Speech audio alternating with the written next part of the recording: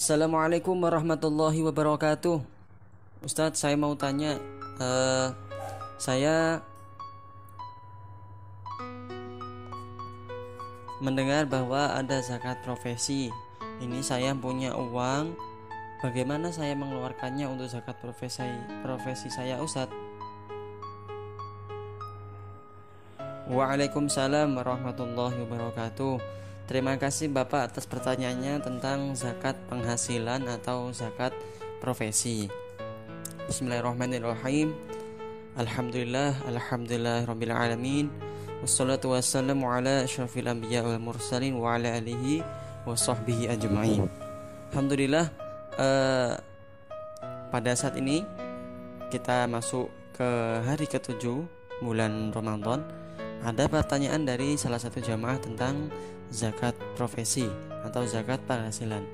Zakat profesi atau penghasilan itu adalah zakat yang dikenakan pada setiap pekerjaan atau profesi keahlian profesional tertentu, baik yang dilakukan sendirian maupun yang bersama-sama dengan orang atau lembaga lain yang mendatangkan penghasilan atau ma'isyah atau uang yang halal yang memenuhi nisab.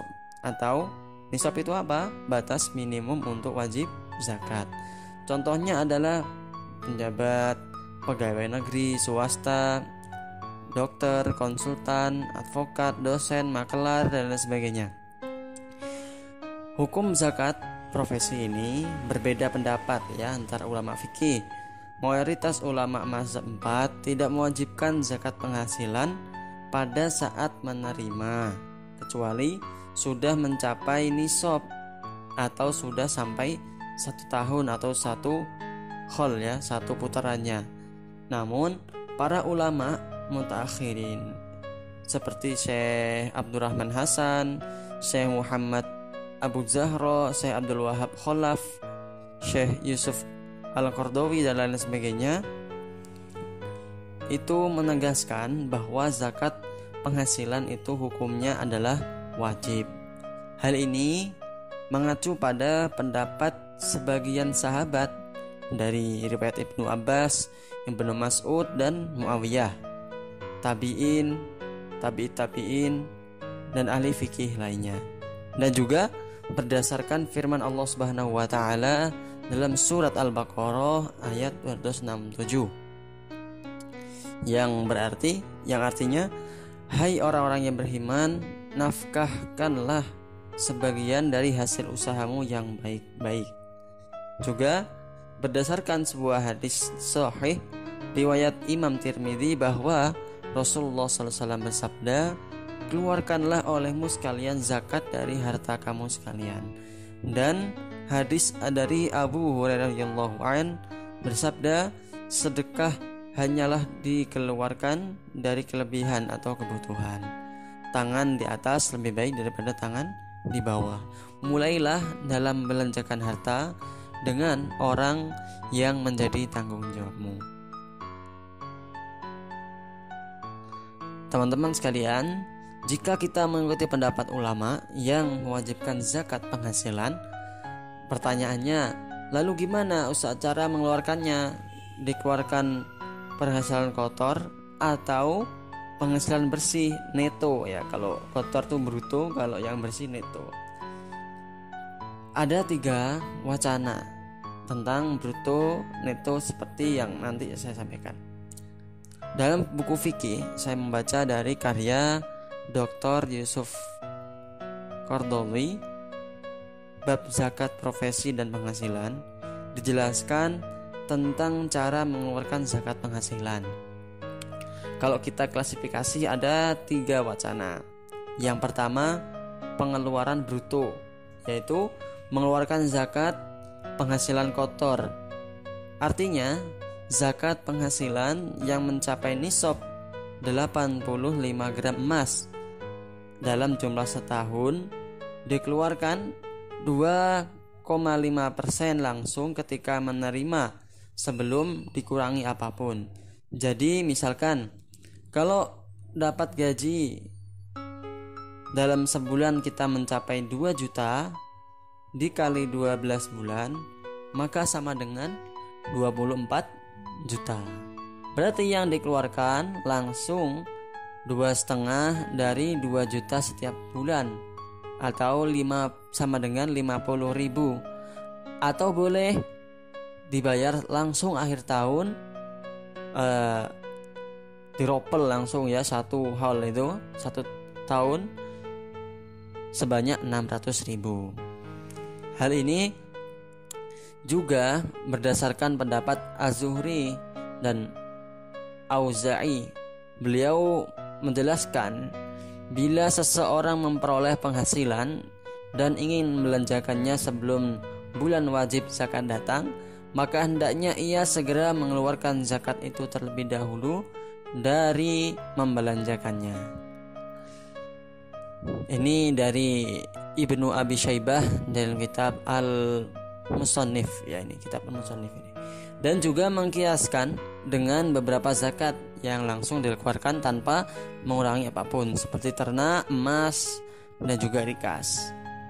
Yang kedua, zakat dipotong dengan operasional kerja, atau yaitu setelah menerima penghasilan gaji atau honor yang mencapai nisab, maka dipotong dulu dengan biaya operasional kerjanya. Contohnya, seorang fulan namanya Supri ya, mendapat gaji 2 juta setiap bulannya.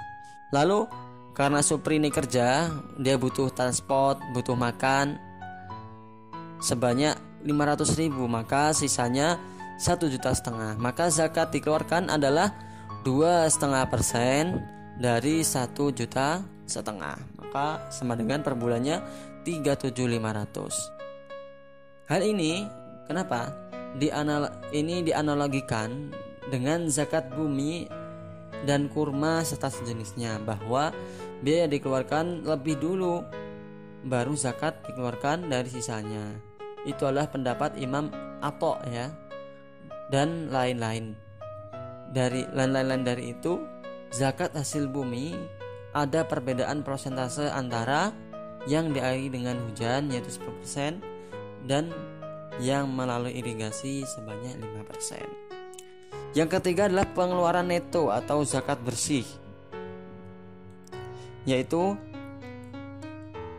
mengeluarkan zakat dari harta yang masih mencapai nisab setelah dikurangi untuk kebutuhan pokok sehari-hari, baik pangan, papan, utang, dan juga kebutuhan pokok lainnya untuk keperluan dirinya, keluarga, dan menjadi tanggungannya. Jika penghasilan setelah dikurangi kebutuhan itu masih mencapai nisab, maka wajib zakat. Akan tetapi kalau tidak mencapai nisab, maka ya tidak wajib zakat karena dia bukan termasuk muzaki. Bahkan menjadi seorang mustahik atau orang yang berhak menerima zakat, karena sudah menjadi miskin dengan tidak cukupnya penghasilan terhadap kebutuhan pokoknya sendiri setiap hari. Hal ini saya dasarkan dari hadis riwayat Imam Bukhari dari Hakim bin Hizam bahwa Rasulullah SAW bersabda, dan paling baiknya zakat itu dikeluarkan dari kelebihan kebutuhan.